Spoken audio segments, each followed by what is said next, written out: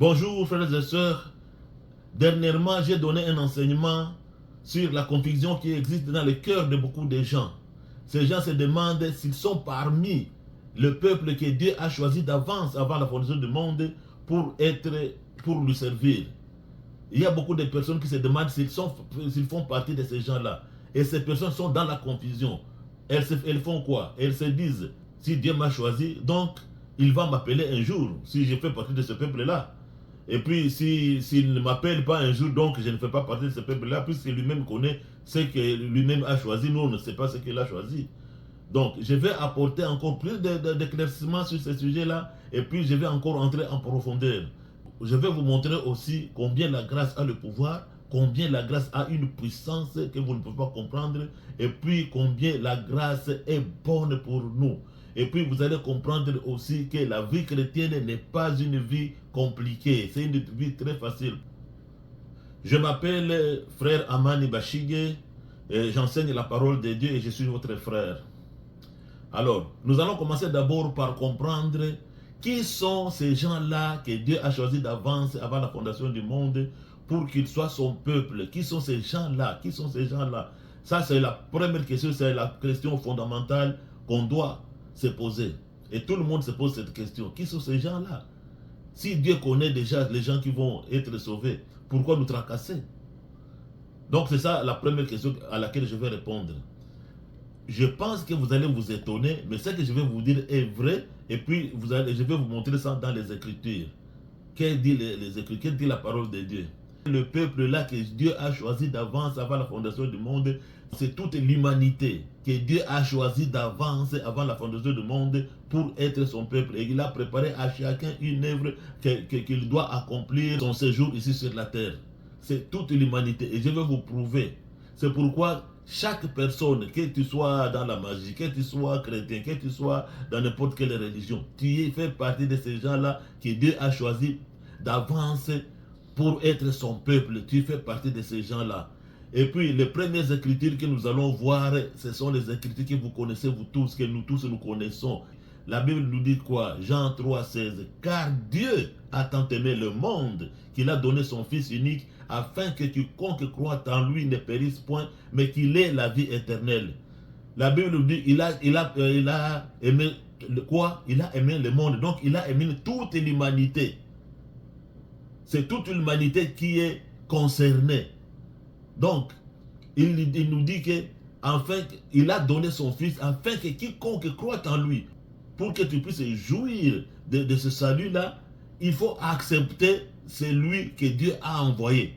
Puisqu'il dit afin que quiconque croit en lui, si tu fais partie de ceux qui croient en lui, tu ne vas pas périr et tu vas vivre la vie éternelle, tu seras enfant de Dieu. Donc c'est toute l'humanité qui est concernée. Ne pensez pas qu'il y a certaines personnes que Dieu a privilégiées. Ce sont ces gens-là que j'ai choisis. Et alors, si quelqu'un ne fait pas partie de ces gens-là, lui, il n'est pas de moi. Il n'est pas de moi. Il dit, quiconque croit en lui ne périsse point, mais qu'il ait la vie éternelle. Donc, c'est toute l'humanité qui est concernée. Dans Jean 1, 11 à 12, la parole de Dieu nous dit quoi? La parole nous dit que Jésus-Christ est d'abord venu chez les siens, donc chez les Juifs. Et puis les Juifs ne l'ont pas reçu. Et puis il ajoute à 12, Jean 1, 12. Mais à tous ceux qui l'ont reçu, à ceux qui croient en son nom, il a donné le pouvoir de devenir enfants de Dieu. Donc c'est toute l'humanité, c'est lui qui a accepté, c'est à lui qu'il a donné le pouvoir de devenir enfant de Dieu. Marc 16, 15, la Bible nous dit quoi? Puis il leur dit, c'est Jésus-Christ qui dit à ses disciples, allez par tout le monde et prêchez la bonne nouvelle à toute la création. Il a dit de prêcher la bonne nouvelle à toute la création. Pourquoi? Puis c'est toute la création qui a été élue d'avance avant la fondation du monde. Puis il leur dit, allez par tout le monde et prêchez la bonne nouvelle à toute la création. Et puis il ajoute, celui qui croira et qui sera baptisé sera sauvé. Donc parmi toute la création qui a été choisie d'avance, celui qui croira et qui sera baptisé sera sauvé. Mais celui qui ne croira pas sera condamné. J'avais dit dans le premier enseignement que c'est le choix de chaque personne. Si tu crois Si tu acceptes Jésus-Christ, tu seras sauvé, tu vas faire partie des enfants de Dieu, puisque tu fais partie des personnes que Dieu a choisies d'avance, avant la création du monde, pour accomplir son œuvre. Celui qui croira et qui sera baptisé sera sauvé, mais celui qui ne croira pas sera condamné. C'est ce que dit la Bible. Dans Matthieu 24, 14, la Bible nous dit: cette bonne nouvelle du royaume sera prêchée dans le monde entier pour servir de témoignage à toutes les nations, alors viendra la fin. Vous comprenez maintenant que c'est toute l'humanité qui est concernée. La Bible nous dit que Dieu va s'arranger pour que cette bonne nouvelle soit entendue par toutes les nations avant qu'il vienne prendre son église. Donc ça veut dire que tout le monde est concerné par ce salut. Tout le monde a été choisi d'avance avant la fondation du monde. Je vais continuer à vous le prouver par les écrits.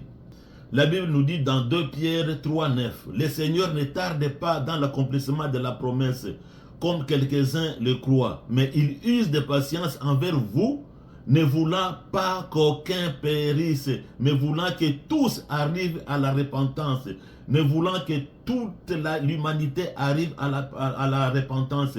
C'est ça la volonté de Dieu. Et puis la Bible nous dit aussi que Dieu n'a pas préparé l'enfer pour les hommes, il l'a préparé pour le diable avec ses anges. Si les hommes vont entrer en enfer, c'est parce qu'eux-mêmes ont choisi de suivre la voie de Satan au lieu de suivre la voie du salut.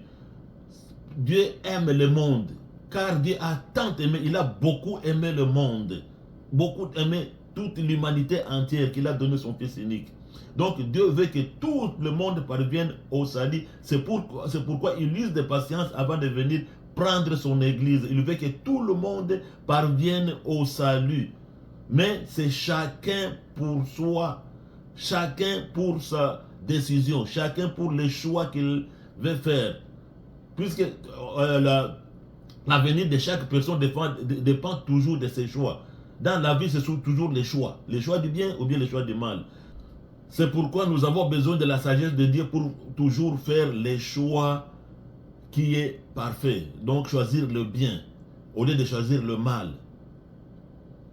Nous allons lire Ephésiens 1, 13 à 14. Et vous allez comprendre maintenant que ce que je suis en train de vous dire est vrai et c'est ce qu'il faut vraiment retenir dans nos cœurs. La Bible nous dit dans Ephésiens 1, 13 à 14, en lui, vous aussi, après avoir entendu la parole de la vérité, l'évangile de votre salut, en lui vous avez cru et vous avez été scellés du Saint-Esprit qui avait été promis. Vous comprenez ici que ce sont ces gens-là qui ont accepté l'évangile et puis, puisqu'ils ont cru, ils ont accepté Jésus-Christ comme Seigneur et Sauveur. C'est pourquoi Dieu les a scellés. Donc, dans l'humanité, les gens qui acceptent d'écouter l'évangile, la parole de l'évangile qui est la parole de la vérité, Dieu les scelle puisqu'ils ont accepté Jésus-Christ comme Seigneur et Sauveur après avoir entendu l'évangile. Ça, c'est la première chose. Et puis, ça continue à 14. Lequel est un gage de notre héritage pour la rédemption de ceux que Dieu s'est acquis à la louange de sa gloire. Donc, Dieu s'est acquis de qui? De ces gens-là qui ont accepté le Seigneur, qui ont accepté d'écouter l'évangile et puis accepter le Seigneur Jésus-Christ comme Seigneur et Sauveur. Ces gens-là, c'est ces gens-là que Dieu s'est acquis, puisqu'ils ont accepté. Ils ont accepté. Dieu a donné cette grâce à toute l'humanité, mais ce sont seulement ces gens-là qui acceptent que Dieu a accueilli. C'est lui. Ces gens-là qui ont accepté seulement que Dieu a accueilli. Il s'est acquis à la louange de sa gloire. Là, vous comprenez maintenant que c'est toute l'humanité qui a été appelée, mais ces gens-là qui ont accepté la parole de l'évangile, que Dieu s'est acquis à la louange de sa gloire. Si une fois sauvé, on peut encore perdre son salut. Je vous ai informé dans mon dernier enseignement qu'on ne peut pas perdre le salut que Jésus-Christ nous a donné. Et je vous ai démontré comment, avec les Écritures, que c'est impossible de perdre son salut, mais c'est la personne elle-même qui choisit de perdre ou de ne pas perdre son salut. qui choisit de rester dans son salut ou de quitter son salut pour vivre encore dans le monde. C'est le choix de chacun, puisque Dieu n'a pas créé des robots, il a créé des hommes à son image. Et l'image de Dieu, c'est quoi? Dieu a toujours aussi un choix. Et il a donné aux hommes les choix de choisir de suivre Dieu et de choisir de suivre le diable. C'est pourquoi la Bible nous dit qu'il y a des enfants de Dieu et les enfants du diable. C'est le choix de chaque personne.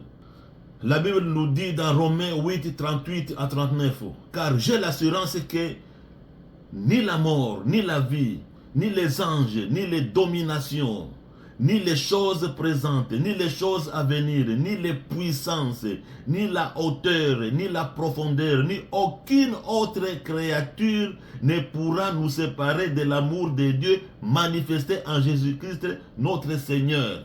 Ça, c'est une assurance pour vous montrer qu'il n'y a personne, il n'y a aucune puissance sur la terre, que ce soit dans le monde des ténèbres, que ce soit sur la terre, ne peut nous séparer de l'amour de Dieu, ne peut nous enlever notre salut. Quand on parle de l'amour de Dieu, on aime Dieu seulement si on est sauvé. Ce sont les gens qui sont sauvés qui aiment Dieu. Les gens qui ne sont pas sauvés n'aiment pas Dieu, quel que soit leur engouement, quel que soit leur courage, ils n'aiment pas Dieu, quelles que soient leurs actions. Ces gens-là n'aiment pas Dieu. Pour aimer Dieu, il faut accepter Jésus-Christ comme Seigneur et Sauveur. La Bible nous dit que Jésus-Christ est le chemin, la vérité et la vie. Et nul ne vient au Père que par Jésus-Christ.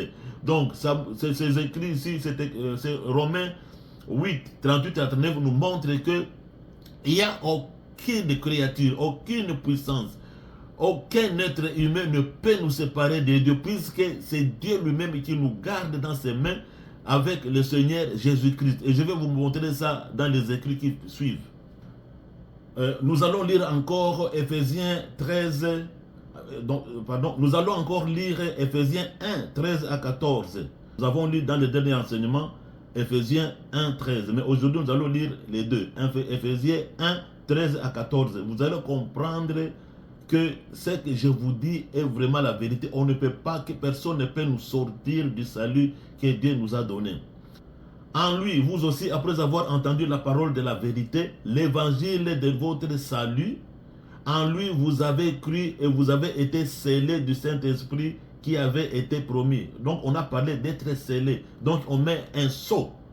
Quand on met un sceau, il n'y a personne qui peut enlever ça. Donc c'est un sceau qu'il a mis. Et puis écoutez maintenant ce qui va suivre. On n'avait pas lu ça dernièrement. On va dans Éphésiens 1, 14. Lequel est un gage. Donc, ce qui a été scellé, c'est un gage de notre héritage pour la rédemption de ce que Dieu s'est acquis à la louange de sa gloire. C'est un gage, c'est un gage. Quand on dit un gage, donc c'est une garantie que personne ne peut encore vous enlever de là. C'est une garantie. On fait une garantie que personne ne peut vous sortir de là. Donc on scelle ça, on met un sceau et puis on fait une garantie, c'est un gage que personne ne peut vous sortir de là. Puisqu'il a dit que pour la rédemption de ce que Dieu s'est acquis à la louange de sa gloire. Il s'est acquis ce peuple-là pour la louange de sa gloire.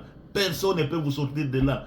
Si vous-même vous restez fidèle au Seigneur, personne ne peut vous sortir de là. C'est vous-même qui avez le choix de demeurer en Christ ou de sortir de Christ. C'est vous-même qui avez le choix. Mais Dieu lui-même vous garantit qu'il va vous garder.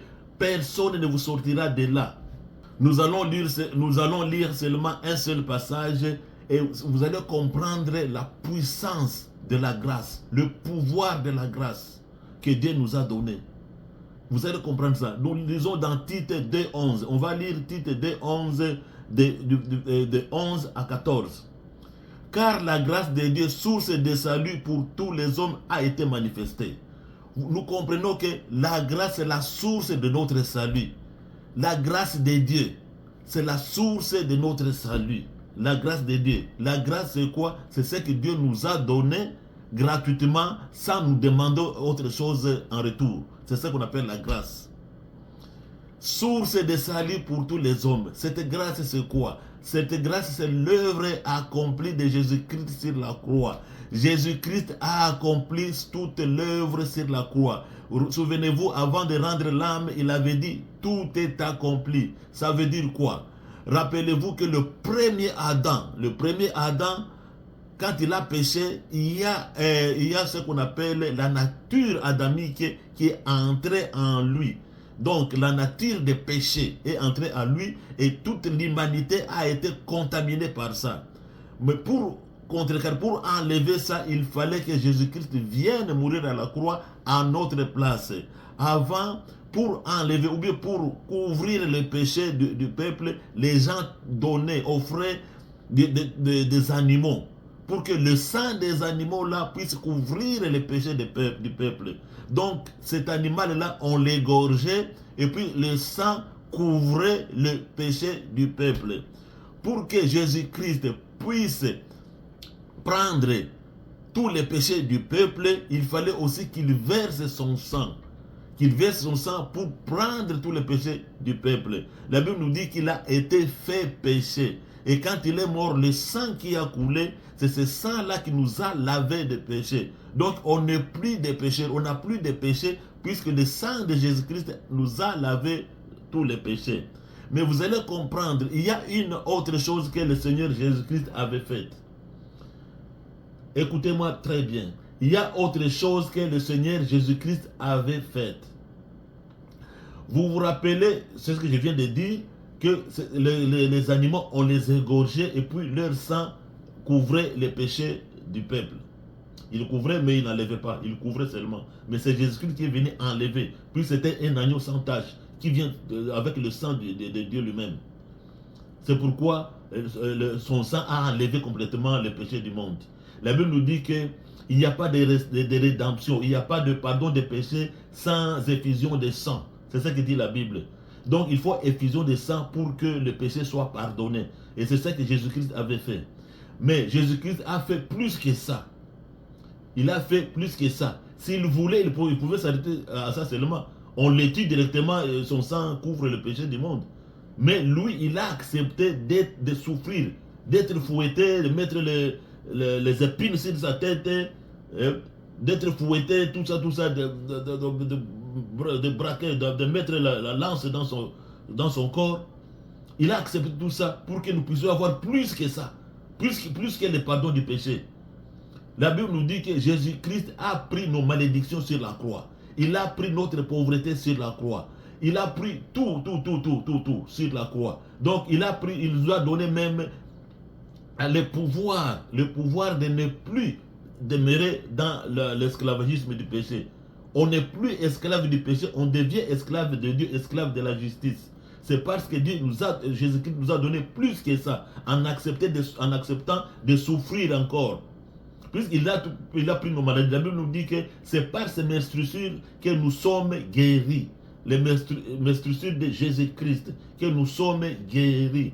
Donc il nous a donné plus que ça. Ça, il faut vraiment comprendre. C'est pourquoi la Bible nous dit, nous sommes sauvés par la grâce au moyen de la foi. Nous sommes sauvés par grâce, donc on doit avoir la foi pour que cette grâce puisse agir en nous. Donc la grâce a un pouvoir, a une puissance.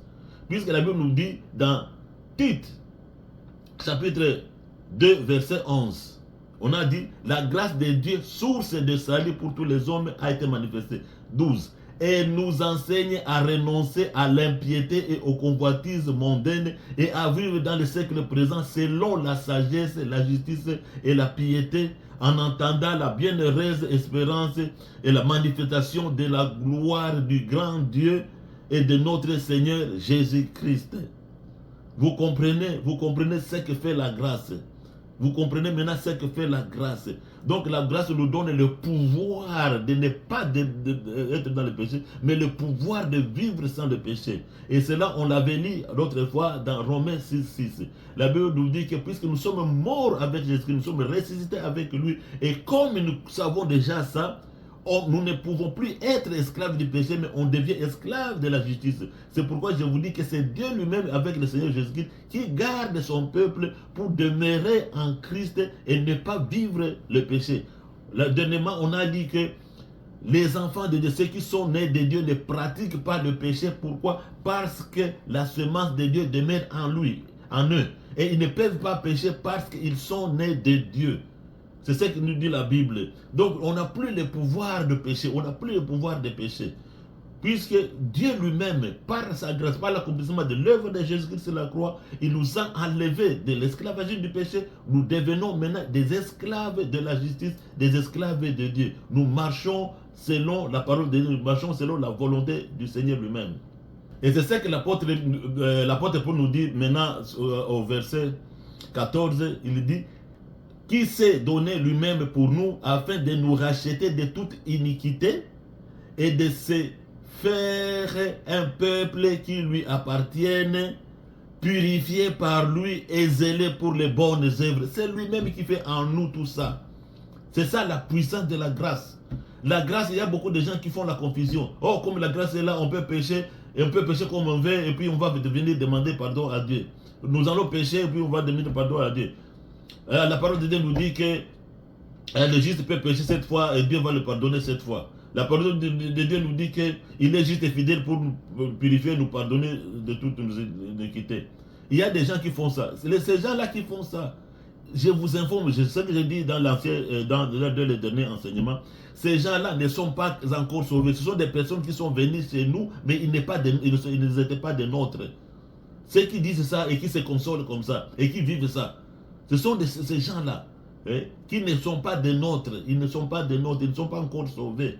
Ils ne comprennent pas encore le salut c'est quoi, puisqu'ils n'ont pas la semence de Dieu qui demeure en eux. Les gens, si vous faites partie de ces gens-là, cherchez un frère en Christ, parlez-lui, qu'il vous conduise et que vous priez ensemble pour vraiment recevoir Jésus-Christ comme votre Seigneur et Sauveur et marcher dans la sainteté et la purification. C'est très très important. D'après tout ce que nous venons de dire ici, je pense que tout le monde maintenant comprend que la vie chrétienne n'est pas compliquée. Puisqu'il n'y a pas d'effort que vous-même vous allez faire. Tout a été déjà fait à la croix de Golgotha. Jésus-Christ a tout accompli pour nous. Il nous a donné la guérison, il nous a donné la richesse, il nous a enlevé la malédiction, il nous a donné sa bénédiction et la prospérité, il nous a donné ça. À la croix de Golgotha, nous avons quitté l'esclavagisme, nous ne sommes plus esclaves du péché, on est maintenant esclaves de la justice, esclaves de Dieu.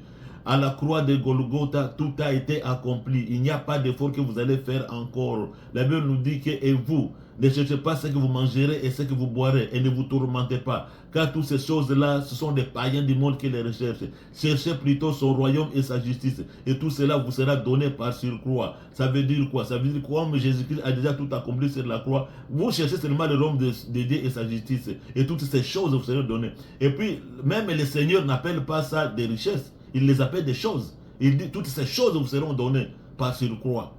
C'est ce que la parole de Dieu nous dit. Et puis, Jésus-Christ lui-même a dit, à quoi sert-il à un homme de gagner le monde entier? Quand on parle de gagner le monde entier, mettez-vous à l'imagination, le monde entier, ça veut dire quoi? Ça veut dire que tous les avions du monde seront à vous. Toutes les maisons du monde sont à vous. Tous les bateaux du monde sont à vous. Tout l'argent du monde est à vous. Alors, et puis il te dit, si on te donne tout ça, et puis tu perds la vie éternelle, tu es toujours perdant. Puisque mieux vaut la vie éternelle que tout cela. Jésus-Christ a été tenté à ça, c'est ce que j'avais dit l'autre fois. Le diable lui avait montré toute la terre. Et puis la gloire de la terre a montré tout ça. Mais Jésus-Christ n'est pas tombé à ça, puisqu'il sait le trésor qui est caché au ciel. Il connaît ce qui est dans le ciel. Il dit que à quoi sert de gagner tout ça et perdre la vie éternelle. Les gens ne savent pas. Lisez dans l'Apocalypse 20. Vous allez voir ce que Dieu nous réserve au ciel. Ce sont des grandes choses que Dieu nous réserve au ciel. À ne pas comparer même avec ce qui se passe sur la terre. Donc on n'a pas vraiment intérêt à perdre notre salut. On n'a pas intérêt à quitter notre salut. On n'a pas intérêt à demeurer, à vivre dans le monde. C'est lui qui n'a pas encore reçu Jésus-Christ comme Seigneur et Sauveur, qu'il le fasse maintenant. Dieu a choisi le monde entier, a choisi toute l'humanité d'avance, avant la fondation du monde, pour que chaque personne lui serve. Il a préparé une œuvre à chaque personne. Donc tu fais partie aussi de ces personnes-là que Dieu a préparées d'avance. Ce qu'il te faut seulement, c'est de recevoir Jésus-Christ comme ton Seigneur et ton Sauveur. Il faut garder votre salut précieusement. Le salut que vous avez reçu, c'est un bijou. Il faut bien garder ça. Très très bien garder ça. La Bible nous dit, garde ton cœur plus que toute autre chose. Il faut bien garder ce salut. Travaillez sur votre salut. Dans la prière. Donnez-vous à la prière. La Bible nous dit de prier sans cesse. La Bible nous dit que les livres de la loi ne s'éloignent pas de votre bouche. Méditez-les jour et nuit pour marcher selon ce qui est écrit. Donc, il faut demeurer en Christ, faire tout pour rester en contact avec le Saint-Esprit, être toujours dans la présence de Dieu. Ne perdez pas votre salut. Et c'est ce qui va vous aider à ne pas perdre votre salut. La Bible nous dit, marchez selon l'Esprit et vous n'accomplirez point des désirs de la chair. Pour ne pas accepter que le diable nous sorte du salut, pour nous amener encore dans le monde, la Bible nous donne un conseil. Marchez selon l'Esprit. Comment l'Esprit va te conduire de marcher, c'est ce que tu vas faire. Demeurez dans la prière, dans la parole de Dieu.